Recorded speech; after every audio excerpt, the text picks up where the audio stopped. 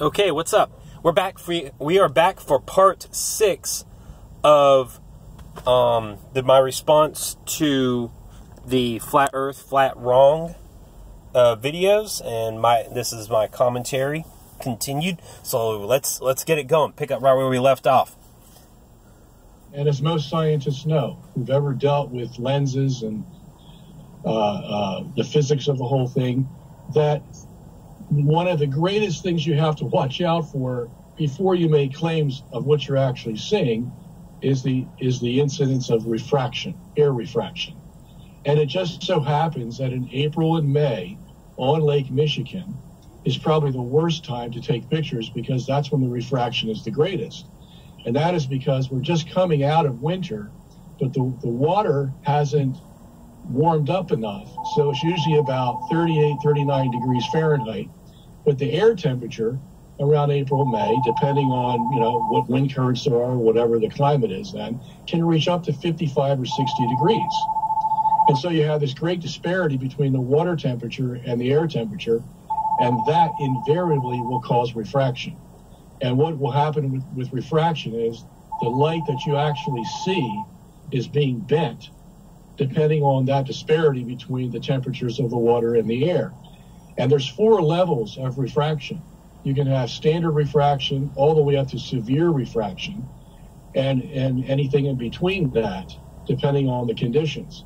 And that's just dealing with temperature. You also have pressure to deal with, air pressure. You have humidity to deal with. You have sunsets will enhance a skyline so that you can see it, whereas if there wasn't a sunset, you wouldn't be able to see it. So there's actually 6 variables that that will help.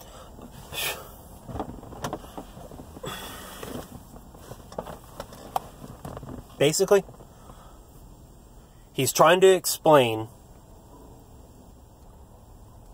why you can go 60 miles around the curve, and with a good camera, with a zoom lens and everything, and under right conditions, you can see what is beneath, what goes below the horizon. The horizon is the line at which you cannot see anymore. So you go below the horizon, and that's where the curvature of the Earth takes over, and you can no longer see what's beyond the curvature.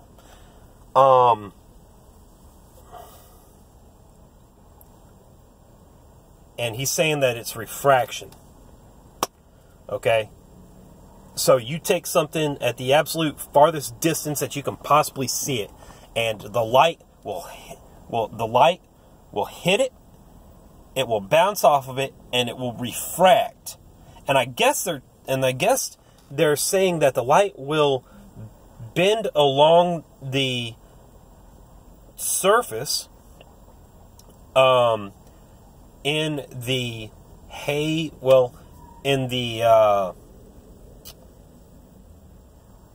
water vapor that is just above the lake, and the light will bend along this. The light will go along this water vapor, kind of like,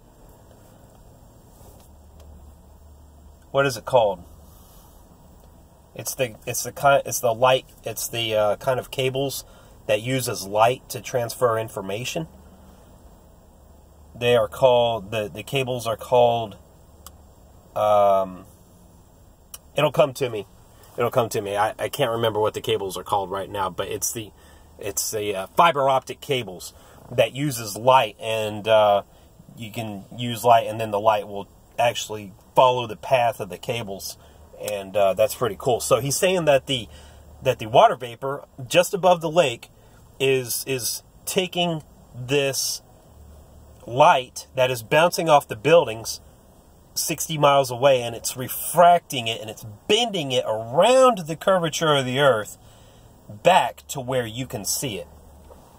And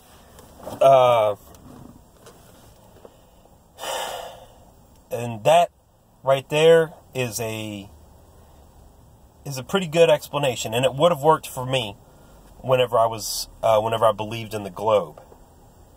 But the problem that I have now is that Mark Sargent, he gets on the air and he talks to military people who talk about aiming their guns at targets.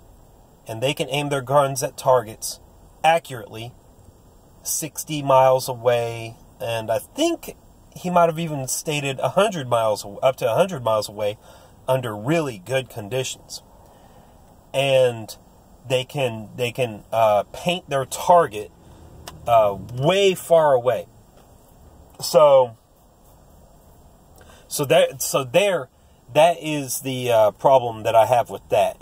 Just go to Mark Sargent's interviews with experts,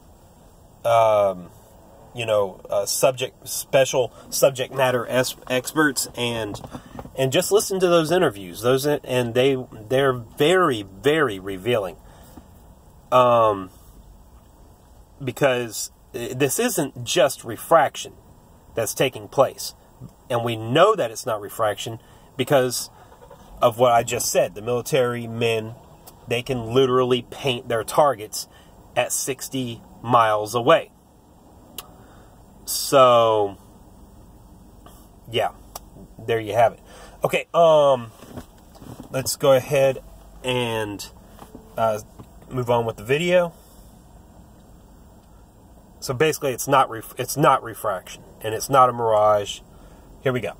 Determine whether you're going to be able to see that building if it went under the horizon or not, you see. So that's the answer we give to the flat earth. It's a simple scientific thing called refraction. 250 pages on that one subject, and he sums it all up with refraction. Okay? Rob Skiba does an excellent video on this subject. Okay? There's a playlist on here. Atmospheric. Okay, here we go. All you gotta do is type in flat earth and atmospheric magnification, short version. He's got a longer version, okay? And Rob Skiba goes into tremendous detail, okay, about what's happening with the being able to see the skyline at 60 miles away. He goes into tremendous detail, atmospheric magnification / refraction, and the movement of the sun over the flat earth. Okay, these are the names of the videos here, okay, that I'm telling you about, okay?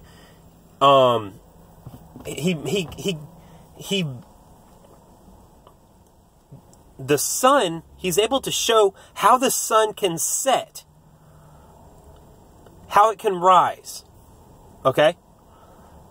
And look like it's going down and look like it's going up, but it's doing so on a completely flat surface. Okay? So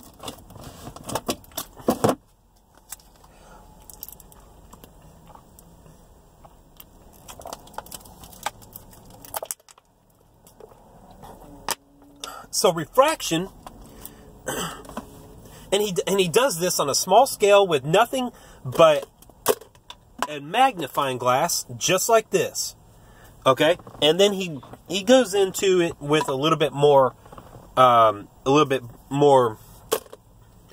better magnifying glass in later videos. But he shows how the sun looks like it's setting. He shows how the sun looks like it's rising. He shows how the sun can shine, get so far away, and it goes away. The sun, this is the sun, and it goes away, and it will shine underneath the clouds and light up the bottoms of the clouds, and the sun's way out here, and this is all on a completely flat surface.